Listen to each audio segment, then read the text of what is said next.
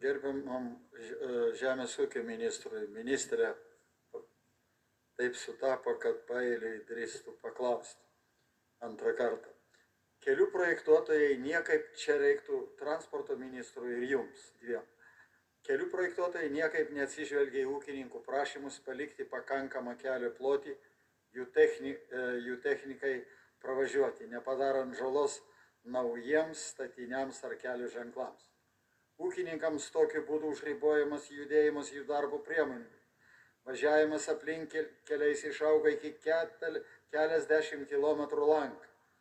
Dažnai keliukuose, kur prasilenkti transporto priemonėms susitikus su žemės ūkio technika praktiškai neįmanoma.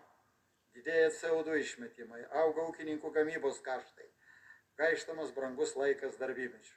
Štai tokį klausimą manęs prašė perduoti ūkininkų sąjunga Kretingos rajono, Tamsta ir kelių ministrų. Klausimas, tai iš tikrųjų klausimas yra susisiekimo ministrui ir mes jau ne vieną posėdį, ne vieną kartą bandėm tarpininkauti, atstovauti ūkininkų interesus, kad būtų peržiūrėti šitie standartai, bet čia netgi griežčiau laikosi valstybinė kelių direkcija, dabar taip vadinasi, ir jų atsakymas yra, kad saugumas yra aukščiau kitų, žmonių gyvybės saugumas ir sveikatos saugumas yra aukščiau kitų prioritetų.